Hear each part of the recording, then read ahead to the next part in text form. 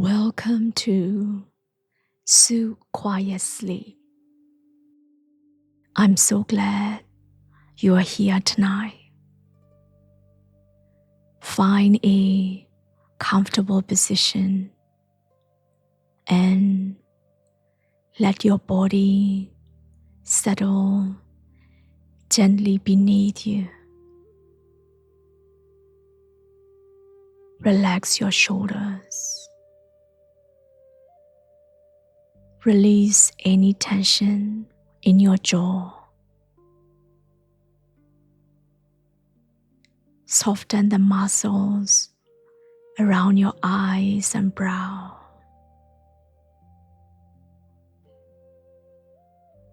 Take a slow breath in through your nose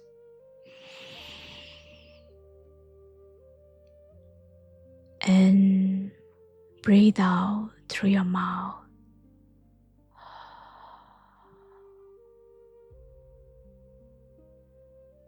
With each steady breath, the sounds of your day begin to fade quietly into the background.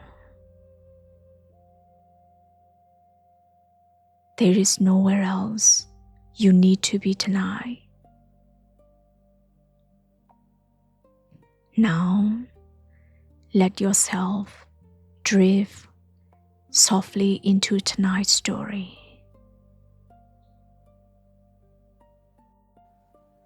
Tonight, we step quietly into the inner gift preparation workshop of the southern inner palace of Chang'an, the residence of empire. At the height of the Kaiyuan era, one of the most prosperous periods of the Tang Dynasty. It is the afternoon, the day before the Dragon Boat Festival,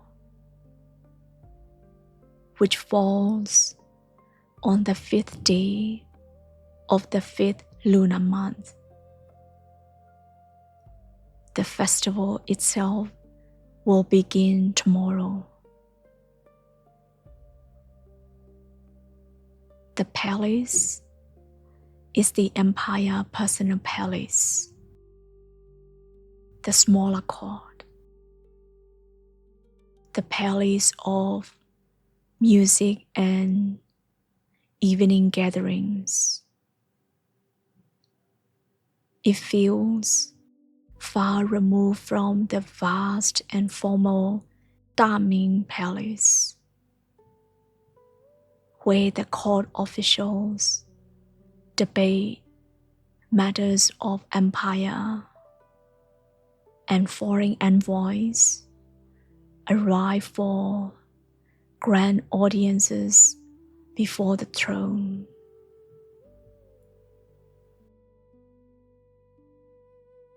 The gift preparation room faces east and receives the afternoon light through lattice windows. Inside, 5 palace attendants work at 3 low tables, while another sits at a garment station along the far wall. The room holds the quiet particular to focused work. No voices, just the small sounds of silk, cord, and lacquer wood, and the occasional soft sound of something being wrapped and tied. Tomorrow morning, the empire will distribute the Dragon Boat Festival gift to senior court officials assembled in the morning at Diamond Palace. Everything on these tables must be ready before sunset. The workshop is overseen by a senior court lady, a woman who has served in the palace for 17 years. She has organized these Dragon Boat Festival preparations and gifts many times that the rhythm of the work now feels as familiar as the changing of the seasons. She moved between the 3 tables. First table, rows of small glutinous rice dumpling, already wrapped in reed leaf and tied with cord. Palace women gather them into hanging cluster of 9, arranging the bundles at varying lengths before fastening them together. 3 women work here now, their hands moving steadily from one cluster to the next. Second table, the long live cords, also called longevity threads, lengths of braided silk in 5 ritual colors, twisted together into a single striped cord. One palace woman finishes the last of the braiding. Third table, the sachet and the fans, the most varied and carefully sorted of the gift. She surveyed the rooms once, then goes to the first table and crouches to check the glutinous rice dumpling wrapped in reed leaf.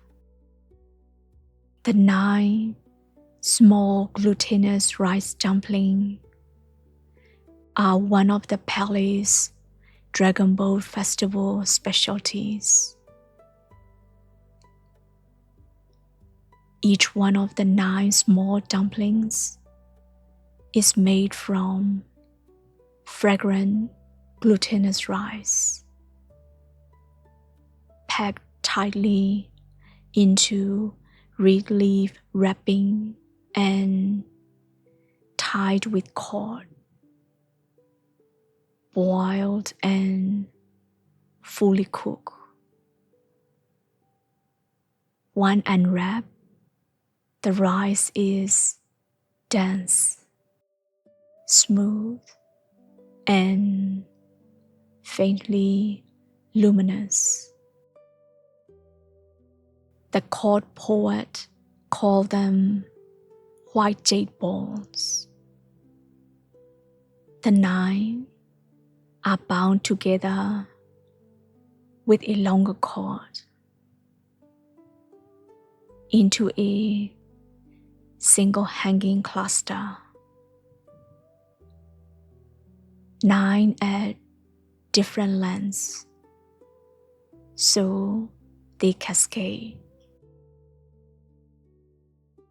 The number 9 is auspicious, the young number that amplifies the Dragon Boat Festival, double 5. The 5th day of the 5th lunar month. 9 small glutinous rice dumplings are not merely food. They are a gesture of good fortune. A palace woman turns one of the completed cluster in her hands, inspecting the tying. The 9 small green bundles rotate slowly. Their cords falling at different lengths in a neat cascade. She put it down and picked up the next one. The second table.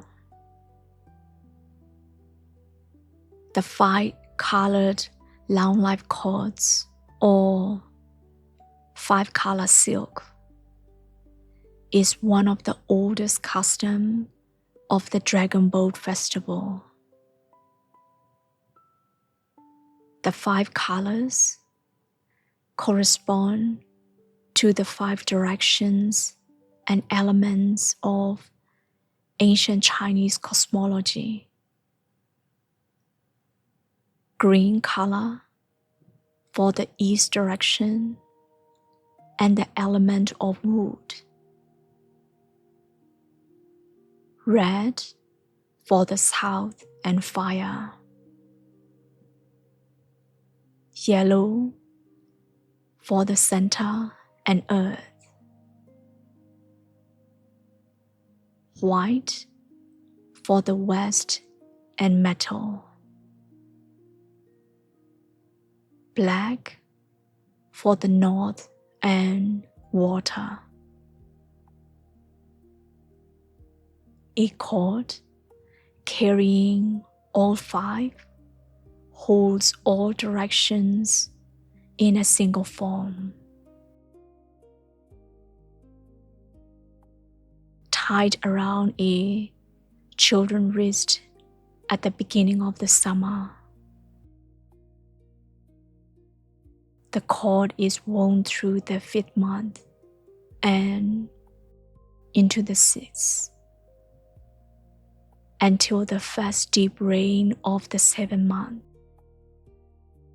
when it is released into the running water of Chang'an canals, taking with it the heat and illness of summer. The palace workshop has produced these every Dragon Boat Festival. The braided length lie in careful rows on the second table, vivid in the filtered afternoon light. The festival own color scheme. Next, the third table. The sachets are the most varied of the gift, the most carefully adjusted to their recipients,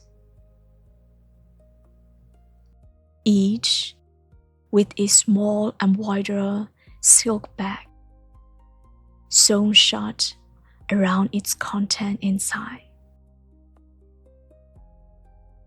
Standard sachets carry dry mugwort and calamus. The finest sachet reserved for the empire's personal distribution, carrying fragrant materials such as resin and dry flowers. brought along the Silk Road trade routes. Aromatic materials that have journeyed across desert, mountain, and distant kingdoms before reaching the markets of Chang'an, and from there into the palace workshop and storerooms. The scent that rises from the third table when the sachets are handled is layered and difficult to name. The familiar Dragon Boat Festival herbs with something richer lingering beneath them. The senior court lady selects 3 of the finest sachets and set them to one side.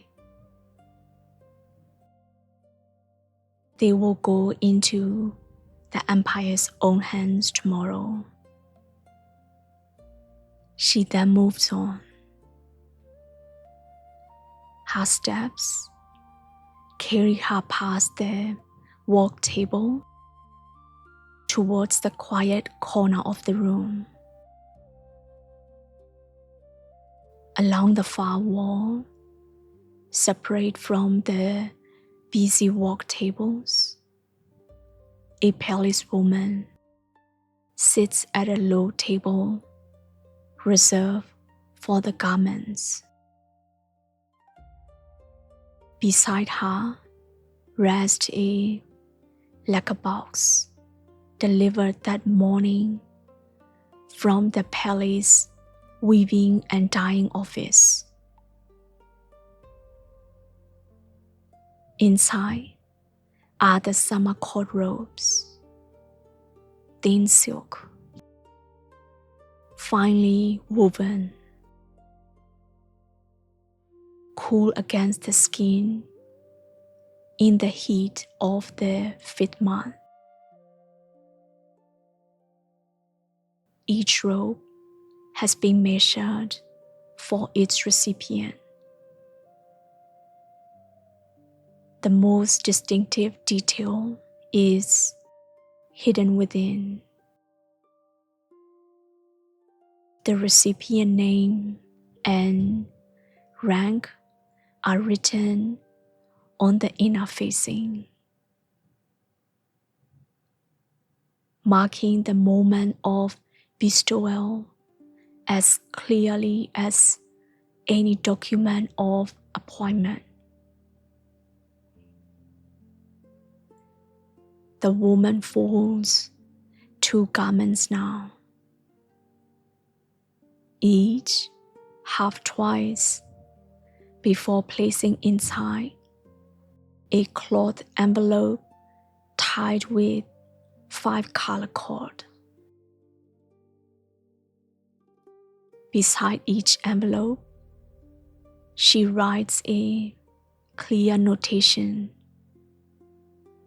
recording the recipient's name, rank, and order of distribution. The senior court lady leaves the garment table and returns to the 3rd work table, where the fans await their final inspection.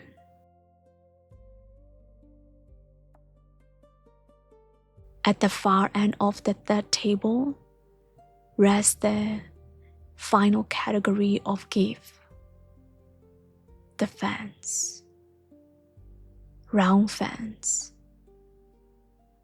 each a circular frame of fine lacquer bamboo covered with white silk. The silk face carries a painting, water and willow branches, a landscape rendered in a few brush strokes, or a single flower set against plain white silk. The Dragon Boat Festival fan has its own history at the Tang court. Empire Taizong, a century before the present reign, painted his calligraphy on 2 fans and presented them during the Dragon Boat Festival to his 2 chief advisors, advising them to fan in a clear breeze that brings forth virtuous practices. The fan served as a figure for benevolent and upright government. The story became well known. Since then, a fan bestowed at the Dragon Boat Festival has carried a meaning beyond its practical use. It is a sign of imperial trust. The senior court lady opens one of the fans. The silk catches the afternoon light. She closes it and places it with the others. By the lattice windows, a long table awaits in the afternoon light. One by one, the palace woman brings their completed work to it.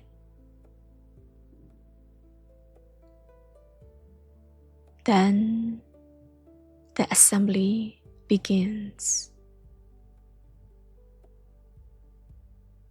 Each gift package is assembled for its recipient. The arrangement follows rank. For the most senior officials, who will stand in the front rows at tomorrow morning's court attendance, the package contains a named garment, one of the finest sachets, a cluster of 9 small glutinous rice dumplings, and a fan. A long life cord is wrapped around outside. For officials of the second tier, a garment, a sachet, a cluster of 9 small glutinous rice dumplings, and a long life cord. No fan. For the wider distribution to outer court officials, sachet and long life cords without the garments. The senior court lady moved down the list of names on paper slip, matching each recipient to the appropriate combination. She does not hurry. A gift assigned to the wrong recipient would be an era of ceremony, and Errors of ceremony in an imperial distribution are not something she allows. By mid-afternoon, the first completed packages have begun to fill the north wall. By the time the afternoon light has reached the far wall, all the packages are complete. Along the north wall stand orderly rows. The most formal packages at the left,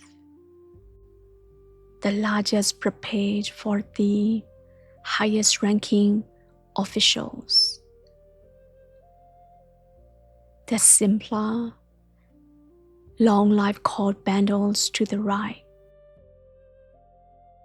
A longer row and far more numerous.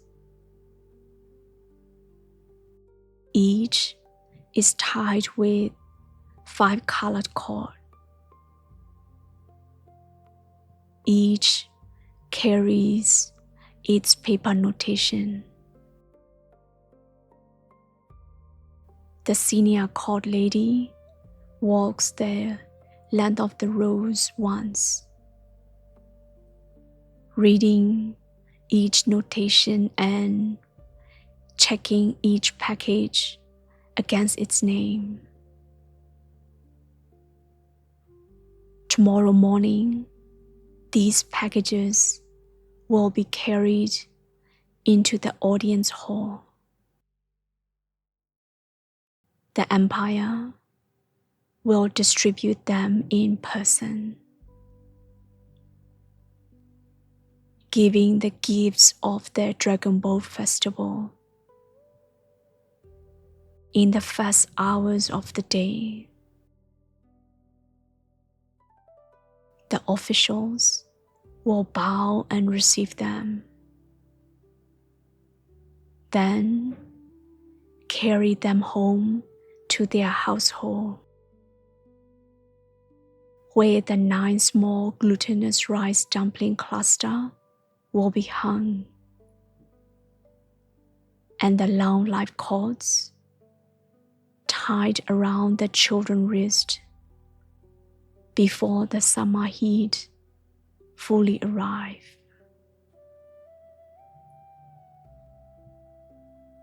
She reaches the end of the row and straightens slowly. The eastern windows hold the fading light. The workroom is quieter now. The palace women have been released for the evening. The tables have been cleared. The scrape of cord and leaf swept away.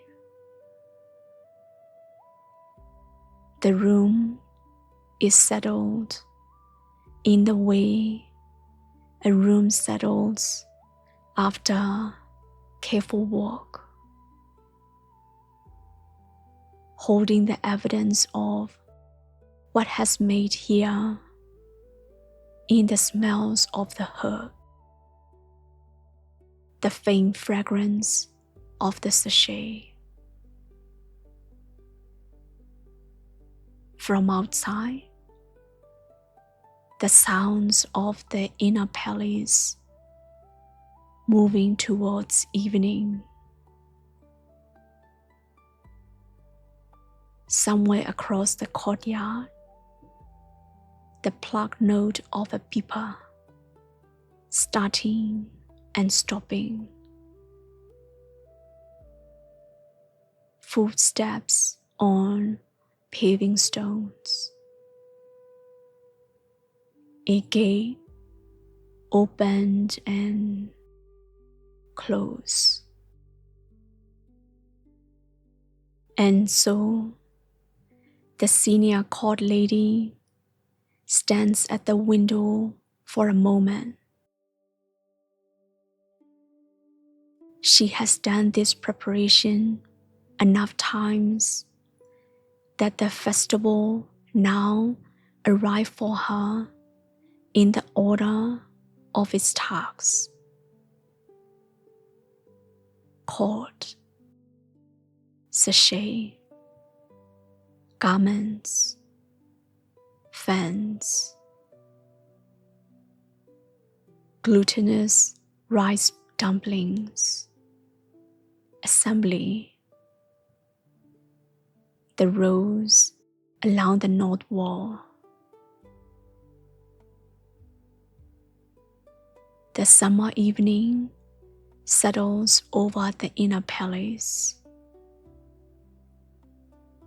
Behind her, the packages await in their ordered rows. Tomorrow, they will be carried into the audience hall of Daming Palace.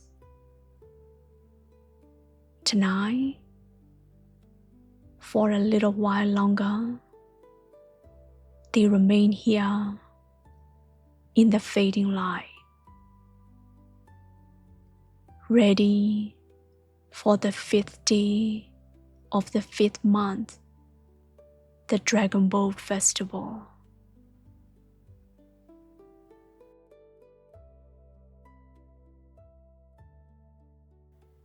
The world we visited tonight grows quiet now,